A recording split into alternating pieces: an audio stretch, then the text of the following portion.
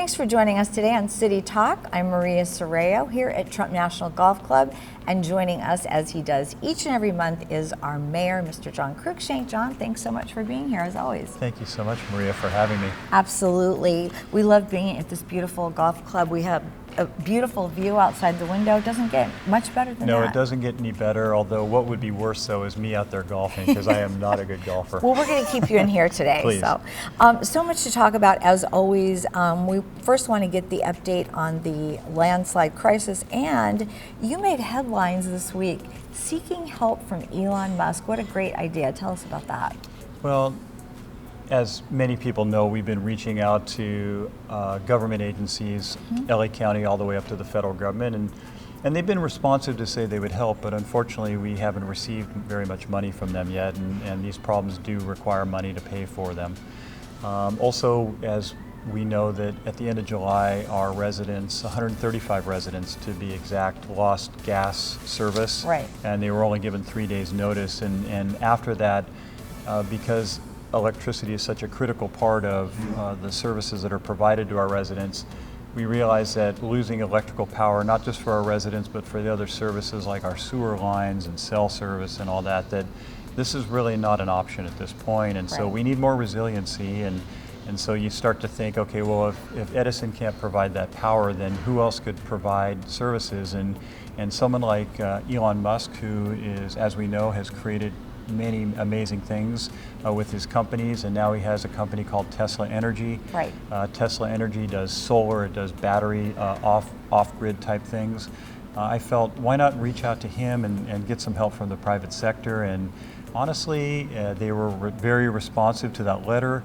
The media picked it up very quickly, and so as of this taping, actually later today, I'll be meeting with Elon Musk's team. But even before my meeting today, I've had other companies reach out to me. I've had very robust discussions. We're looking for solutions for our residents that can give them something, a resilient power system, so if Edison's lines do snap or go out, that they'll continue to have electric service so that they can stay in their homes and not worry about their refrigerators going out for a day and spoiling their food, or life type devices that help them in terms of keeping medical devices going. And so there's so many reasons to have a resilient system, and so asking the private sector, I felt, was an important thing to do. You know, this has been such a challenging situation, and it really requires thinking outside of the box, and you've done that. Well, thank you. You know, I think that our city in general does that, and we're a contract city, and so we've always relied on experts in many different things, and so it's just an extension of that. It's not something new that me coming up with the idea of asking others for help outside government agencies, and we've found a lot of great professional services and contracting services from people outside of government. And Elon Musk is the type of person that I believe would respond, and his team already has responded. So it's amazing. I know, it's terrific. What is the situation right now with the Southern California Gas Company? I know there was a town hall, and there was also the temporary landslide information center. Tell us about that. Well, so as we know, the gas company did shut off gas service to 135 homes, and it was rather sudden, only 3 days notice. After that, with them, we don't know when they're going to turn it back on. The question was, well, when does service get restored? And their answer was, they're not going to restore service until they feel it's appropriate or safe to do so, and that probably means once the movement in the landslide area is reduced quite a bit. As we know, the landslide is still moving quite a bit, and it's, as our geologist described during our last city council meeting, it's like the cars are now up to speed on the freeway, and they're not accelerating necessarily, but they're still moving fast, and that's the case with the landslide. So one of the things that our city team and some of the residents in Portuguese Bend Community Association put together is kind of a 2-day event, a community event at our Ladera Linda Center, Community Center, where they had a number of government agencies there, mostly Los Angeles County and their emergency operations people. Our city also put up a incident permit booth, and so there was a number of resources for our residents and then on the other part of the building, they also had a number of people that provide either solar power, battery services, conversions from gas to propane, and other different types of contracting services. That was sponsored. That wasn't actually sponsored by our city, but that was done by the Portuguese Bend Community Association. Okay. So that was a great event, well attended, and that was put up very quickly. And the town hall, that was quite an amazing event. Of course, it went out to everybody, but there were a lot of people from the community there that night. Well, and it was our second town hall event. We had done one a few months prior. The one prior was more consultants, more technical, kind of more of a rehash of what many people already knew, just to kind of get people up to speed. But this town hall, and I told our city manager this, that it was so appropriate for him, Aura Moranian, to stand in front of a packed house of people. Yes. There was overflow in the next room, and there were probably, I don't know how many hundreds online watching, right, monitoring. And he said to them, I'm going to be up here and I'm going to personally answer all these questions, and I'm going to take every question that I can, and whatever I can't get to, I'll make sure that I answer afterwards. Of course, there were too many questions for him to answer in that 3-hour period. Right. But he did. He stood up and he answered all the questions and didn't shy away from anything, and honestly told all of us what was going on, so yes, that we understand the gravity of this situation. And to give props to him, he knew the first names of many, if not all, of the people that were there that night. He really does care, as do all of you. I mean, I guess this is a little bit behind the scenes, but Aura had told me that during that meeting, and when he looked into everyone's faces and eyes, it was powerful to him. Like because like you said, he knows the community. He does. He knows them all by first name, and he corresponds with them all the time. And he just felt it was just so emotional for him, because he understood the gravity of what was going on with them, and he could see it in their faces. Yeah. The concern and worry that people have, because for many this is what they have. This is their livelihood. So, that continues to keep him motivated, him and his team, of just basically focusing on helping reduce the amount of movement, get these residents the relief that they need, and make sure that the utilities stay on for them and they can stay in their homes. Yes, and find solutions for sure. I know the city's building inspectors are conducting windshield inspections of homes. What does that mean? Well, I mean, it's something. So it first came out of the fact that Los Angeles County Fire Department, they're the ones that provide emergency services throughout our community, paramedics, fire, and so they know that not only does the home structure have to be safe, but also access to the homes has to be appropriate, because they need to be in a home within 6 minutes of getting an emergency call. That's kind of their priority, to have that amount of time, because they know that every second is precious when it comes to life-saving activity. So they had done their own windshield type inspection, driving around and denoting every home in which they felt there could be an access issue or there could be a safety issue with the structure. And they basically told our city that you need to do the same. Okay. The city actually is responsible as building officials to be the ones to notify property owners, and that's the appropriate thing. So our city building official went out and looked at all the homes within the landslide area and looked at the ones that we probably need to reach out again and say, it looks like there's safety issues in your home. Okay. The initial worry, of course, was that the building official would then start yellow and red tagging homes. Yes. And our council felt that that's not what we want to do at this time. What we really want to do is to make sure people are safe. And so we scrapped this yellow and red tag type mentality and said, let's instead have the building official reach out to the residents that we feel there might be an issue and tell them we'd like to do a voluntary type of inspections. In other words, we're here to come look at your home, and if there's something we can do to suggest to shore up your home or other safety things that could be done, that's what we're here to do and help with. Our whole goal is to keep them in their home, not to pull them out of their home. And I think that's what they were concerned with too. It's what they voiced. Of course. Well, It's where your are they going to home. go at this Exactly, point? yes, absolutely. Since this emergency started last October, I know you've been working on many, many solutions to the problem. One of them, though, being the installation of a hydrogger, which I had no idea what that was 6 months ago, but now we do know. Where are they now, and what are the resources available for you? The situation.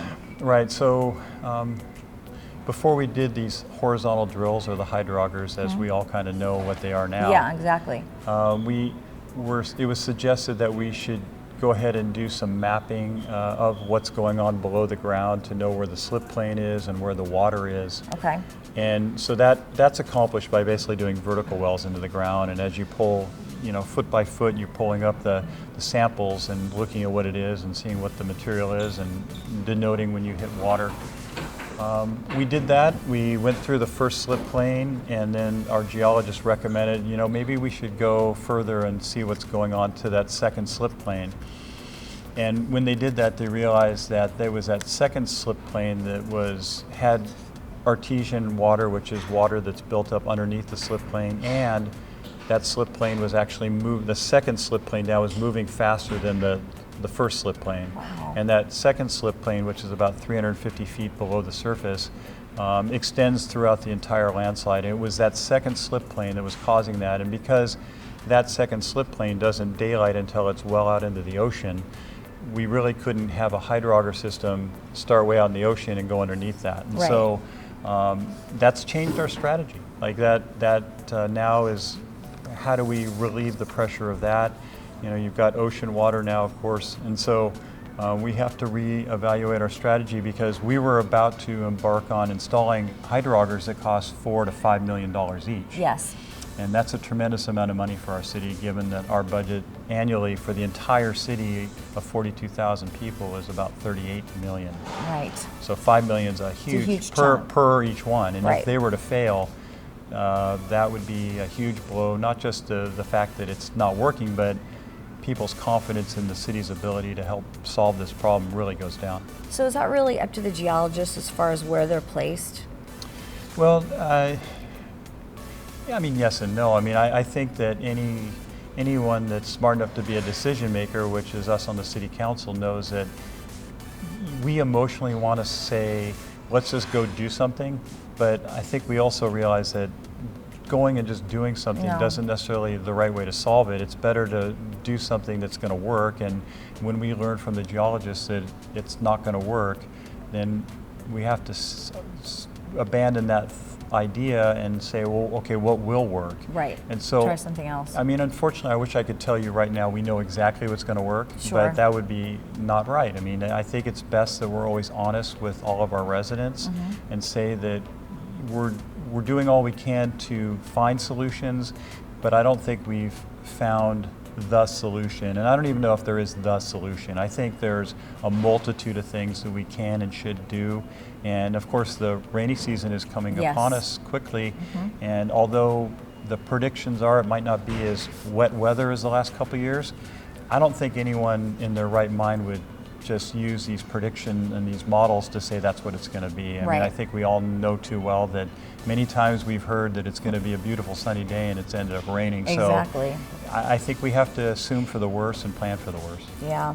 The City Council received a status report from SCE regarding the power outages in the Grandview Estates neighborhood. What's kind of going on with that with the homeowners? And Right. Well, so back in 2020, it was brought to the attention that the number of outages that were going on in the Grandview area were just not acceptable. Right. And it was because the system they had a lot of resiliency issues.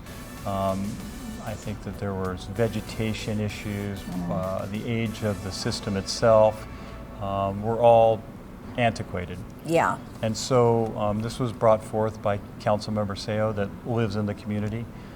He heard this from a number of people about this, and so we asked Edison to come out and tell us how are you going to fix this problem, and we stayed on them until they did, and they did fix the problem, and they're even doing more for resiliency. But fortunately, over the last year, we've had very few outages, and they've been very minor. That's good.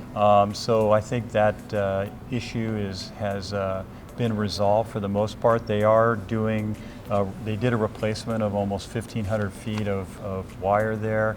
I know they've been doing a number of inspections and making sure and adding different devices that allow for more safety and breaking the circuit in case one part goes down, the whole system doesn't go down. Yes. And then ultimately they're going to be upgrading that circuit from 4 kilovolt all the way up to 16 kilovolts. So wow. I'm not an electrical engineer, but that sounds like a Sounds like a 4-time lot, multiplier. yeah. It sounds like a lot. Yeah. And I mean, we all know that there's more and more demands on our power system. Sure. You know, every time we buy and I don't have one, but every time others buy a Tesla car, that's right. You got to plug in and all the other electrical appliances, and even our television monitors take a lot more power, and so, you know, having a resilient system from our electric company is very important. Very, very important, Yeah. for sure. On the public safety front, August 6th is declared National Night Out. Why is this so important to the city, and what is RPV doing to suppress crime? Well, so National Night Out is done every year, and it's always a city council night, so usually we Yes. weren't able to participate, but over the last couple of years, we've been able to invite the sheriffs to come to where we do our council meetings at Hess Park. Which is a great idea. Right, it's a great idea because then we have Captain Guerrero and her whole team were there. It gives them an opportunity to meet with many of the community and community leaders to tell us what they've been doing, and they have an opportunity to you know, tell us the same message that they can only do so much. Sure. And they rely on us as well. We need to be their eyes and ears, and you know, you always hear the see something, say something. Yes, always. So I think it's critical that people know that even though the sheriffs are fantastic and they're out and about every night 24/7, there's only so many of them, and there's 42,000 of us, and we live in a very, very safe community, but it's not just because of the sheriff, it's because of people are watching after each other. We need to watch after our neighbors, and Yep. if something doesn't look right, even if you know, feel hesitant to call the sheriff, just call the sheriff. Right. Like if something doesn't feel right, you should just call the sheriff, because they want to hear about that, and if it's a false alarm, even better. Absolutely. Because at least we checked it out, because it just takes one incident to not call in and you've got a problem. And I know that the neighborhood watch is huge up here as well, which is great. Well, Gail Lorenz and her team, they've put together an amazing neighborhood watch, a list of all different people and all Yes. different homeowners associations, and they communicate, and they kind of have a whole network of people that are watching out for each other. I think that's critical. I do too. I always tell people that go knock on the doors of all your neighbors just to get to know who they are, and they get to know who Absolutely. you are. Yeah. So then, you know, when they see you walking around in a baseball cap, they don't call you in either. Yeah. So. Yes, go into the Wayback Machine and just introduce yourself to people without a phone. Exactly. Well, right. And then when an emergency does happen, Yes. you want to be able to know who's in each one of those homes so that they're accounted for when that happens, so we can get everyone out and, Yes. and do all the safety things that we need to do. And September is Emergency Preparedness Month, and I know you're going to go through 5 basic actions that people can use to prepare.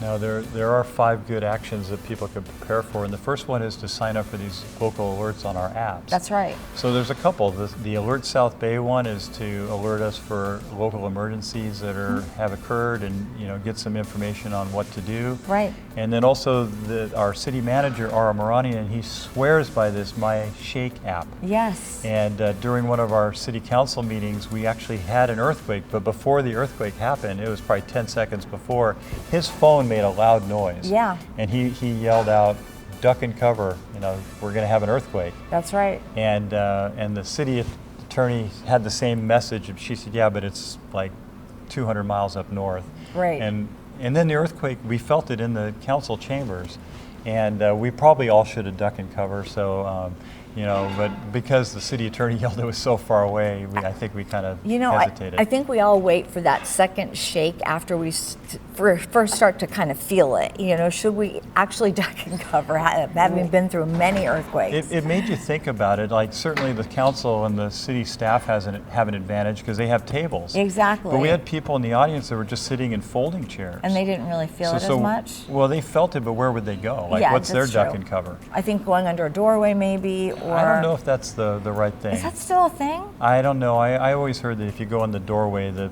chance of a door, Falling. I don't know, or pinching you or whatever, Yes. might be an issue. Even just the awareness of knowing it's coming Yep. is much better than none, Yeah. I think. I think that people getting these apps is, I mean, Great. 10 It's a lot. second was amazing. So that's number one. Yeah. Making an emergency plan. And so Huge. we have so many different potential disasters, right? I mean, we had the wildfires, we had the earthquakes that we just talked about. Landslides. Yeah, the landslide, even tsunamis they have, not that we're up on a high hill, but that actually would be pretty extreme weather as well. So being prepared for something like that to happen and knowing what to do, where are you going to go? Right. How are you going to address your household needs if something were to be amiss or you were to leave? And then how do you communicate and get information? And so people need to know all that stuff. So people could go on our website to get I love that. help put together a plan. Getting emergency supplies that will last 3 days or more. That's a big one too. It is. Medications, whatever you need. That's right, and so people need to be prepared for at least 3 days of being cut off from the rest of being able to go to a supermarket or Sure. something to buy the supplies. I think it's important. Yep. I think hardening your home is really another thing, like being ready for certain things, like if there's a utility outage, what would you do? Right. I know the people in our landslide area now are dealing with utility outages much more than all the rest of us.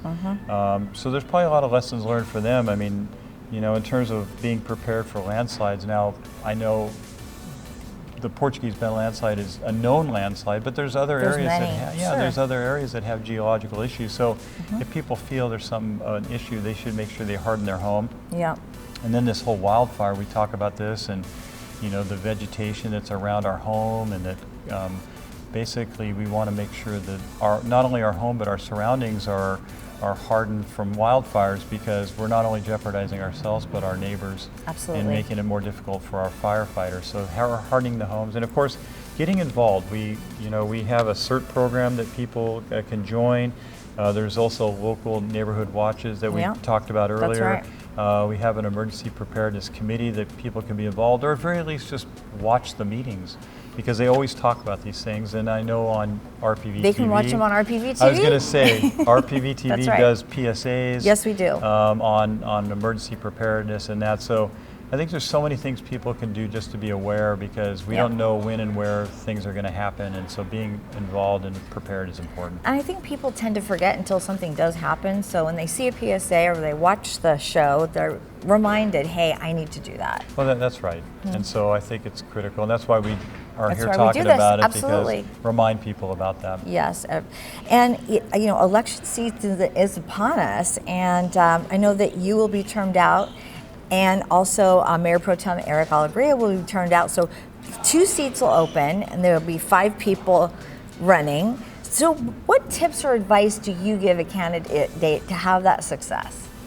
It's like deja vu a little bit. I remember many years ago running and being excited to run, and one of the things that was the best thing that I did, and it wasn't something I thought of, it was the city manager at that time, Doug Wilmore. He invited all the candidates to come and visit with him and ask as many questions as they want. And of course I'm going to take advantage of that. Sure. Nobody knows the city more than the city manager. That's 'cause true. That person is in the heart of the city doing everything. So I know that our city manager, Ara Maranian, would be more than happy. I think he would feel better if the candidates reached out to him. And I know that he's always just so much of a trove of information. It's incredible. I learn from him all the time when I talk to him. Oh, absolutely. And I talk to him every couple of weeks just before council meetings, and of course I talk to him all the time during the week. But that's what I would recommend. And then also there's a couple candidate forums, and so this is Yes. even more important, voters getting to understand who these candidates are and making sure that they'll best represent them on the city council. I think people realize how important the city council is after all we've gone through over the last many years. Very true. You just look at the landslide issue. I mean, if anyone's there for the city and fighting for the city more than anyone, it's the city council, and we're the ones that should be solving that problem as best we can. And so I would say that these two candidate forums, the League of Women have one on September 4th. That's right. I'm sure that'll be on RPV TV. That will. And then the PV Chamber of Commerce and the CHOA, our Homeowners Association, they're doing it on September 18th. And it looks like they both might be at 7 o'clock at Hess Park. Okay, very good. And when you think back to when you ran, what do you remember most about that experience? I remember that people are opinionated on a lot of different neighborhood type items, and I'll just give you one that I always remember. When I was walking up above Ryan Park, and one of the residents there said, if you could get rid of that green asphalt down on Hawthorne Boulevard, because his house looked down onto the green asphalt, he said, if you can get rid of that green asphalt, I'll vote for you. I'm like, well, I can't promise you I can get rid of that, but I'll certainly remember that. You did. And then when I was on the council, we had an opportunity to landscape Hawthorne Boulevard, so Yes. we got rid of the green asphalt. So I know it's a beautification program, that's right. And honestly, that is one of the most beautiful streets now. It I is. love the way it looks. Absolutely, absolutely.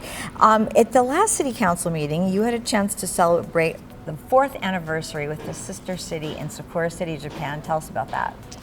4 years already. Can you believe it? Yeah, it was 2020, the video that RPV TV put together.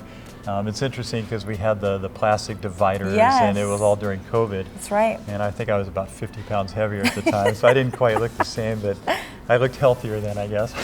Or No, not. you look pretty healthy now. Anyhow, Sakura City, even though they're a younger city than us, it's interesting. There's a lot of similarities. A lot. You know, in terms of just the size of the city. You know, I think they're roughly 40 or 45,000 people. They are a younger city, but I think we're considered kind of a younger city at 50 years. I think Right. their 25-year celebration coming up next year. Yes.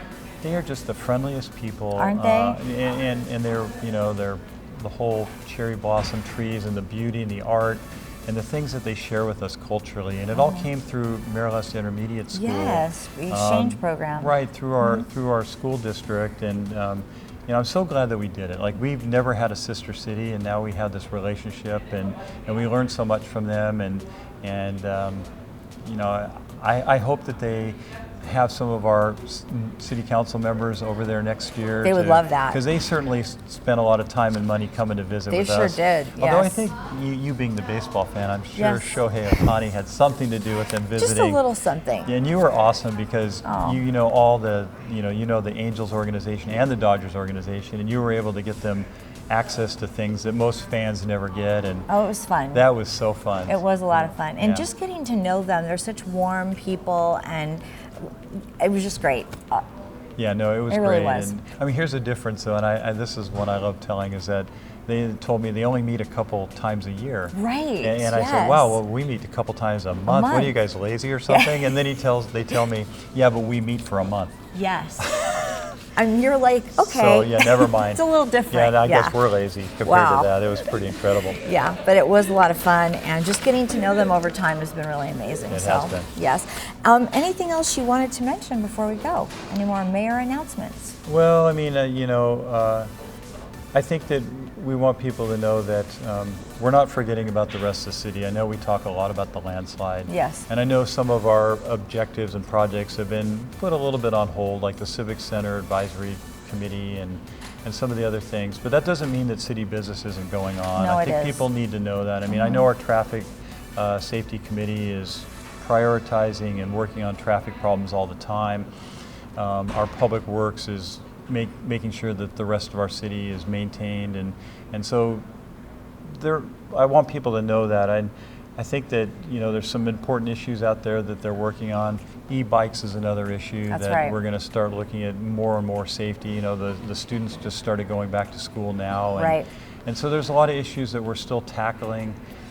So we haven't forgotten about the rest of the city, but of course landslide is top of mind and Absolutely. top of priority, and so we're looking after the whole entire city. That's really the message I want to leave today. All right, absolutely. That's great advice for sure. Well, Mayor, thank you so much for being with us, and thank you so much for watching. I'm Maria Serrao, and we'll see you next month.